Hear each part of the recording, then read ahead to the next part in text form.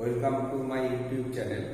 আজকে আমরা অ্যাটমিক স্ট্রাকচারের সেকেন্ড পার্ট অর্থাৎ এখানে আমরা বোরস মডেল থেকে তার অ্যাপ্লিকেশন, বোরস মডেল থেকে আমরা কিভাবে কোনো অ্যাটমের রেডিয়াস বা ভেলোসিটি, কোনো ইলেকট্রনের ভেলোসিটি, অ্যাটমের অরবিটের রেডিয়াস, এইগুলো বের করার যে ক্যালকুলেশন সেইগুলো শিখব।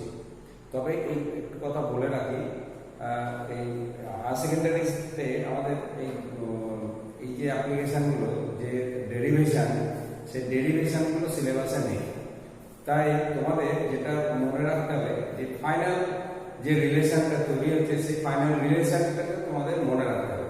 ডেরিভেশনের প্রয়োজনে আমি একটা ডেরিভেশন দেখাবো, কিন্তু বাকিগুলো ডেরিভেশনের থেকে ফাইনাল যে রিলেশন সেই রিলেশনটা মনে রাখতে হবে। সেখান থেকে প্রবলেম আসবে, প্রবলেমগুলো করতে হবে, ডেরিভেশনের কোনো প্রয়োজন নেই।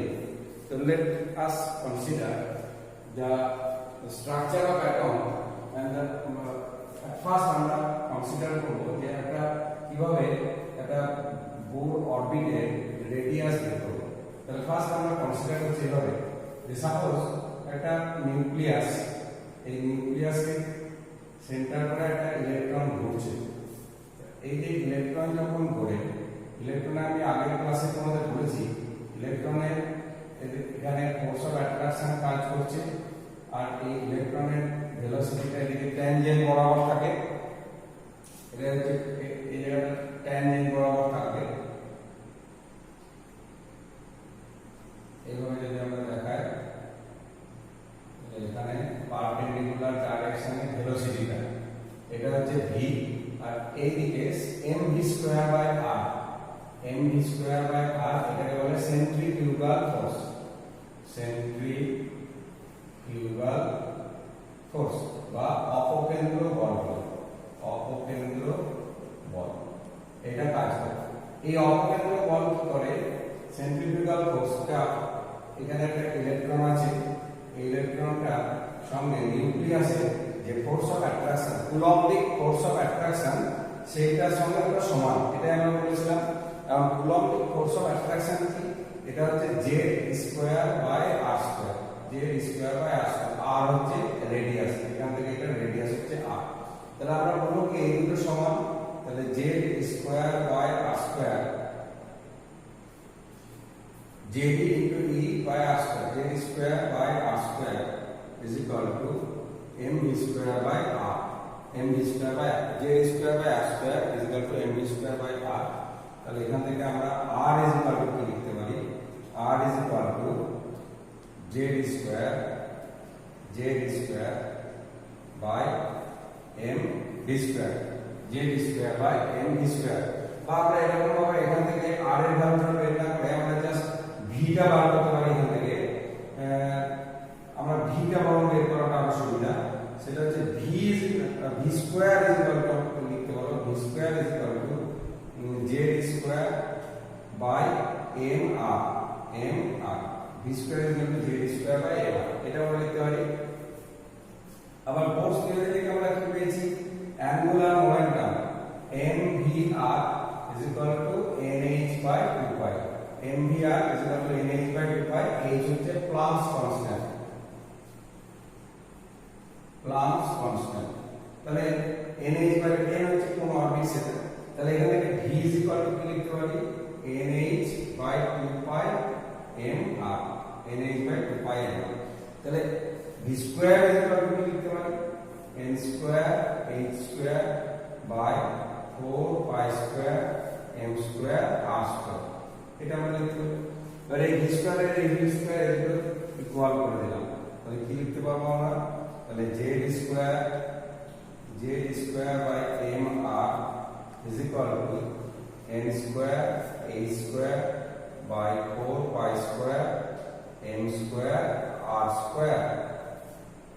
একটা কেটে যাবে, একটা এম কেটে যাবে, এখান থেকে আমরা আর এর আর ইজ ইকুয়াল টু কি লিখতে পারবো, N square H square by 4 pi square M Z square. এই হচ্ছে আমাদের ইকুয়েশন রেডিয়াসের, এই রেডিয়াসের এই ইকুয়েশনটা তোমাদের মনে রাখতে হবে। r is equal to n square h square by 4 pi square mz square. তাহলে কোনটা কি এখানে n হচ্ছে কোন অরবিট n 1 2 3 4 ফার্স্ট অরবিট হলে n এর ভ্যালু 1 মানে n এর ভ্যালুটা হচ্ছে কি 1 হতে পারে 2 হতে পারে 3 হতে পারে 4 হতে পারে ডট ডট ডট। কোন অরবিট সেটা হচ্ছে h হচ্ছে প্লাস কনস্ট্যান্ট, a হচ্ছে মাস অফ ইলেকট্রন, z হচ্ছে অ্যাটমিক নাম্বার, m হচ্ছে mass of electron, mass of electron ইলেকট্রনের ভর, আর z হচ্ছে অ্যাটমিক নাম্বার, অ্যাটমিক নাম্বার বা পরমাণু ক্রমাঙ্ক, ই হচ্ছে ইলেকট্রনের চার্জ, চার্জ অফ ইলেকট্রন। তাহলে এই রিলেশনটা r n square h square by 4 pi square mz square, এই রিলেশনটা তোমরা মনে রাখবে। তাহলে সাপোজ আমরা এখান থেকে আমরা কি বলতে পারি nth অরবিটের, তাহলে রিলেশন বিটুইন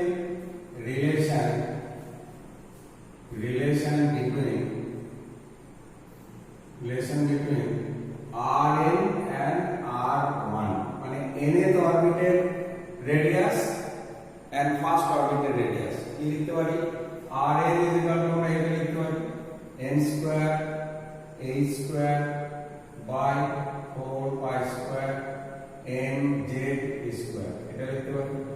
r1 মানে কি লিখতে পারি 1 মানে এখানে ফার্স্ট অরবিট মানে n এর ভ্যালু 1, তাহলে n এর ভ্যালু 1 মানে h square by 4 pi square mz square. তাহলে rn বাই r1 কি হবে, এটাকে এখানে যদি আমরা ডিভাইড করে দিই তাহলে পাবো n square. therefore rn is equal to r1 into n square বা n স্কয়ার into r1। তাহলে এইটা হচ্ছে n এর অরবিটের সঙ্গে ফার্স্ট অরবিটের রিলেশন, অর্থাৎ ফার্স্ট অরবিটের রেডিয়াস যদি বলে দেওয়া থাকে সেটা r1, তাহলে n এর অরবিটের second orbit, third orbit, fourth orbit যে কোনো অরবিটের রেডিয়াস আমরা বের করতে পারবো n এর ভ্যালুটা বসিয়ে দিই। তাহলে এই হচ্ছে রেডিয়াস, দুটো রেডিয়াসের মধ্যে আমরা রিলেশন পেলাম। এরকম একই ভাবে আমরা ভেলোসিটির রিলেশন আমরা বের করতে পারি। v is equal to 2 pi z square by nh, v is equal to 2 pi z square by nh, 2 pi z square by nh, এরকম আমরা পাবো এটা হচ্ছে ভেলোসিটি। ভেলোসিটি মানে বেগ, বেগ ইলেকট্রনটা যে ঘুরছে তার বেগ বা velocity is equal to 2 pi z square by nh। তাহলে এরকম ভাবে vn মানে কি n এর অরবিটের ভেলোসিটি, মানে এরকম লিখতে পারি আমরা 2 pi z square by nh। R v1 মানে ফার্স্ট অরবিটের ইলেকট্রন ঘুরছে তার ভেলোসিটি v1 যদি বলি তখন n এর ভ্যালু 1 লিখবো আমরা, তাহলে 2 pi z square by h। তাহলে vn by v1 আমরা কি লিখতে পারি, তাহলে vn by 1 by n, that is vn is equal to v1 by n। তাহলে nth অরবিটের ভেলোসিটি যে ফার্স্ট অরবিটের ভেলোসিটি বাই n, এই ইকুয়েশনটা আমরা করতে পারি। তাহলে এইটা হচ্ছে কোনো হাইড্রোজেনের ক্ষেত্রে বা যে কোনো হাইড্রোজেন লাইক কোনো স্পিসিস, মানে হাইড্রোজেন হতে পারে বা একটা ইলেকট্রন আছে আমার যেমন He+ বা Li2+, এগুলো সবার ক্ষেত্রে হবে। এবার আমরা হাইড্রোজেনের সঙ্গে যদি কোনো রিলেশন আনি, আমরা এটা আমরা মুছে দিলাম, হাইড্রোজেনের সঙ্গে কোনো হাইড্রোজেনের ফার্স্ট অরবিটের রেডিয়াস বলে দিল, তাহলে বের করতে দিল হয়তো ওই হিলিয়াম He+ এর ফার্স্ট অরবিটের রেডিয়াস কি হবে, এরকম যদি দেয় সেক্ষেত্রে আমরা কি লিখতে পারি Ra। দেখো এখান থেকে আমি জিনিসটা বুঝিয়ে দিতে পারি যে এই যে আমরা রেডিয়াসের যে ইকুয়েশন পেয়েছি r is equal to n square h square by 4 pi square mz square। তাহলে এটা z হচ্ছে অ্যাটমিক নাম্বার, যে কোনো একটা এলিমেন্টের অ্যাটমিক নাম্বার z তার ক্ষেত্রে। তাহলে এবার এটা হচ্ছে r, এখন r অফ হাইড্রোজেনের যদি আমরা বলি তাহলে কি লিখবো আমরা n square h square by 4 pi square m, z এর ভ্যালু 1, কারণ এখানে z is equal to 1, atomic number হাইড্রোজেনের তো 1, সেই জন্য z is equal to 1। তাহলে এবার যে কোনো n এর মানে এটা হচ্ছে n এর অরবিট, তাহলে rn লিখলাম, আর rn of hydrogen, rn of hydrogen হাইড্রোজেনের আর n এর অরবিটাল রেডিয়াস, তাহলে এবার এটা দিয়ে যদি ডিভাইড করে দিই Rn অফ হাইড্রোজেন, তাহলে কি হবে এটা n স্কয়ার থাকছে, n স্কয়ার না সরি n স্কয়ার তাহলে z হবে, দেখো তো এটা n স্কয়ার হবে না, এটা যে কেটে যাবে শুধু r 1 বাই z হবে, 1 by z, that means Rn is equal to Rn of hydrogen by z। তার মানেটা কি বোঝালো এটা থেকে, যে কোনো একটা He প্লাস অর্থাৎ He প্লাস কি Li2 প্লাস তারপরে Be3 প্লাস এদের ক্ষেত্রে Rn এর ভ্যালু মানে n এর অরবিটাল ভ্যালু, যেটাকে হাইড্রোজেনের n এর orbital value by z, z মানে অ্যাটমিক নাম্বার, হিলিয়ামের ক্ষেত্রে কত z এর ভ্যালু, হিলিয়ামের ক্ষেত্রে 2, লিথিয়ামের ক্ষেত্রে 3, বেরিলিয়ামের ক্ষেত্রে 4, এরকম বসিয়ে দেবো, তাহলে দুটোর মধ্যে রিলেশন পাবো। এই গেল রেডিয়াস, দুটো রেডিয়াস, একটা হাইড্রোজেনের রেসপেক্টে অন্য কোনো একটা ইলেকট্রন আছে এমন কোন স্পিসিস কোন আয়নের এই রিলেশন। এবার আমরা ভেলোসিটির ঠিক একই রকম ভাবে আমরা রিলেশন আনতে পারবো। ভেলোসিটির যে রিলেশন পেয়েছি আমরা v = 2πz²/nh, তাহলে সেইখান থেকে আমরা আসতে পারি v = 2πz²/nh। এটা পেয়েছি কি, এটা যে কোনো আয়নের যাদের একটা ইলেকট্রন আছে এমন v = এটা লিখলাম। আর হাইড্রোজেনের যদি বলি তাহলে তখন আমরা কি লিখবো, এটা vn লিখলাম, আর vn অফ হাইড্রোজেন, n এর অরবিটে হাইড্রোজেনের সেখানে ইলেকট্রনটার ভেলোসিটি, তখন z = 1 বসাবো, তো 2π² তাহলে এখানে z = 1 কারণ হাইড্রোজেন। এবার vn অফ হাইড্রোজেন ডিভাইড করে দিই, যদি আমরা ডিভাইড করে দিলে কি পাবো, আমরা শুধু z পাবো, তাহলে এটা হলো z, তাহলে vn = z into vn of hydrogen. তাহলে n এর অরবিটাল ভেলোসিটি যে কোনো একটা আয়ন, এই আয়নগুলো বলেছি, এই আয়নগুলো যে কোনো যদি সেকেন্ড অরবিটে বলা হয়, সেকেন্ড অরবিটে এই H+ এর সেকেন্ড অরবিটে যে যদি কোনো ইলেকট্রন থাকে তার যা ভেলোসিটি হবে সেটা হাইড্রোজেনের সেকেন্ড অরবিটের ভেলোসিটির সঙ্গে তার সঙ্গে z মানে কত 2, তাহলে 2 into velocity of electron in hydrogen atom, তেমনি z এর হলে যেমন হয় যে অ্যাটম সেই অনুযায়ী বসবে।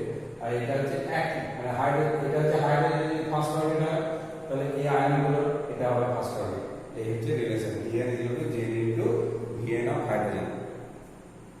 একইভাবে আমরা এইভাবে এনার্জির আমরা একটা পাবো ইকুয়েশন।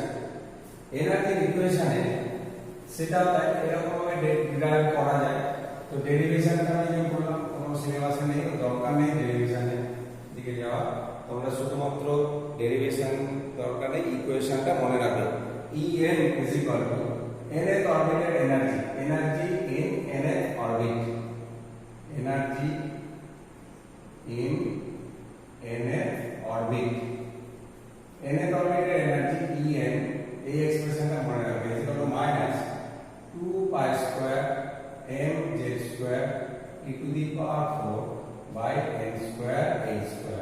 এই হচ্ছে ইকুয়েশন।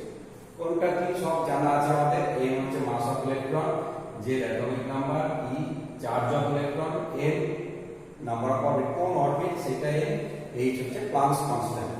তাহলে এটা হচ্ছে En এর ভ্যালু। তাহলে E1 যদি আমরা করি ফার্স্ট অরবিটের, তাহলে কি হবে এটা, তাহলে এখানে n এর ভ্যালু 1 বসাবো, -2π²m² তাহলে En/E1 যদি করি আমরা, তাহলে কি হবে, En/E1 করলে আমরা পাবো কি, সব কেটে যাবে 1/n²। therefore En = E1/n²। তাহলে nth অরবিটের এনার্জি ফার্স্ট অরবিটের এনার্জি বাই n², এটাই nth অরবিটের সঙ্গে ফার্স্ট অরবিটের রিলেশন। একইভাবে হাইড্রোজেনের সঙ্গে এবার অন্য কোনো আয়নের আমরা কম্পেয়ার করব, তখন কি করব আমরা, En এর এক্সপ্রেশন এরকম ভাবে আমরা পেয়েছি, n = -2π²m²4/n²h²। এবার যদি হাইড্রোজেনের হয় তাহলে En অফ হাইড্রোজেন, তাহলে কি হবে, -2π²m, এখানে z1 লিখবো না, একটু equal to 4 by n square a square, z is equal to 1 হাইড্রোজেনের জন্য। তাহলে এবার ডিভাইড করে দাও, তাহলে En by En of hydrogen, তাহলে কি হবে এটা শুধুমাত্র z স্কয়ারটা থেকে যাবে, z স্কয়ারটা থেকে যাবে, বাকি সব ক্যান্সেল হয়ে যাবে। তাহলে এখান থেকে লিখতে পারি আমরা En is equal to z square into En of hydrogen. তাহলে হাইড্রোজেনের nth অরবিটের যে এনার্জি তার সঙ্গে z স্কয়ার মানে অ্যাটমিক নাম্বারটা স্কয়ার করে যদি সেটা মাল্টিপ্লাই করলে এনার্জি nth অরবিটের এনার্জি পাবো, বা ওই আয়নগুলো অর্থাৎ He plus Li2 plus He plus Li2 plus beryllium Be3 plus এদের ক্ষেত্রে আমরা এনার্জি nth অরবিটের এনার্জি ফার্স্ট অরবিট হলে ওদের ফার্স্ট অরবিট, সেকেন্ড অরবিট হলে ওদের সেকেন্ড অরবিট, এরকম ভাবে আমরা পাবো। তাহলে এই রিলেশনগুলো তোমরা একদম মনে রাখবে, যেগুলো বক্স করে দিলাম, এই রিলেশনগুলো থেকেই কোশ্চেন আসে এবং এটাই আমাদের দরকার। আর একটা কথা আমি বলি যে হাইড্রোজেনের ফার্স্ট অরবিটের এনার্জি, এটা মনে রাখবে, energy of first orbit, energy of first orbit of hydrogen atom এটা হচ্ছে is equal to minus 13.6 eV, এটা মনে রাখবে 13.6 eV পার অ্যাটম, একটা অ্যাটমের ক্ষেত্রে পার অ্যাটম। এবার লিখতে পারবো না শুধু minus 13.6 eV, এই ভ্যালুটা খুব কাজে লাগে। আর এইটাকে জেনারেলাইজড ফর্মে যদি আমরা লিখি minus 13.6, আমরা এরকম লিখতে পারি যে কোনো অন্য কোনো অ্যাটমের ক্ষেত্রে বা আয়নের ক্ষেত্রে minus 13.6 আমরা যে এনার্জির ইকুয়েশনে পেয়েছি, দেখো z স্কয়ারটা গুণ করা আছে আর n স্কয়ারটা নিচে আছে, তাহলে minus 13.6 z square by n square. তার মানে কি এটা হচ্ছে যে কোনো অরবিটের এনার্জি যে কোনো অ্যাটম, তাহলে z এর ভ্যালু আমরা হাইড্রোজেনের ক্ষেত্রে 1 বসাই, হিলিয়ামের ক্ষেত্রে 2, লিথিয়ামের ক্ষেত্রে 3 এবং আমরা বসাই দেব। তাহলে এটা মনে রাখবে।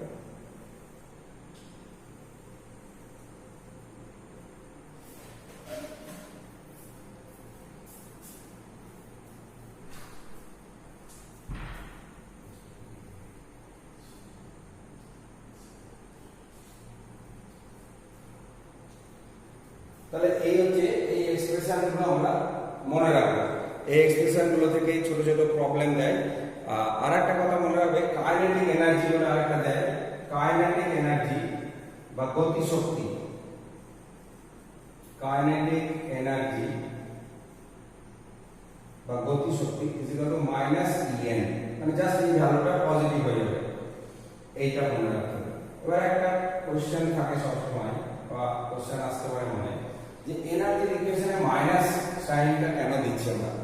মাইনাস সাইনটা দিচ্ছি এই কারণে, সেটা হচ্ছে যে কোনো একটা ইলেকট্রন ধরে নেওয়া হয় কি যে সাপোজ একটা নিউক্লিয়াস থেকে ইনফাইনাইট ডিসটেন্সে একটা ইলেকট্রনের তার এনার্জি 0, ইনফাইনাইট ডিসটেন্সে এনার্জি 0।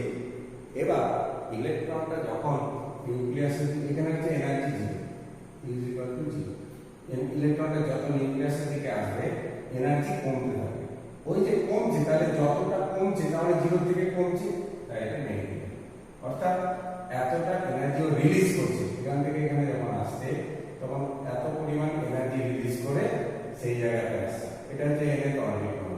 এখানে যখন আসছে এই অ্যামাউন্টে এনার্জি রিলিজ করছে, তাই এটাকে নেগেটিভ দিয়ে লেখা হয়, নেগেটিভ সাইড এই জন্য ইউজ করা হয়। তাহলে এই হচ্ছে আমাদের কতগুলো ক্যালকুলেশন, এই ক্যালকুলেশনগুলো মনে রাখবে, এইগুলো থেকেই প্রবলেম করতে পারবে। তাহলে আজকে এইটুকুই থাকুক, নেক্সট ক্লাসে আরো আমরা কিছু দেখাবো।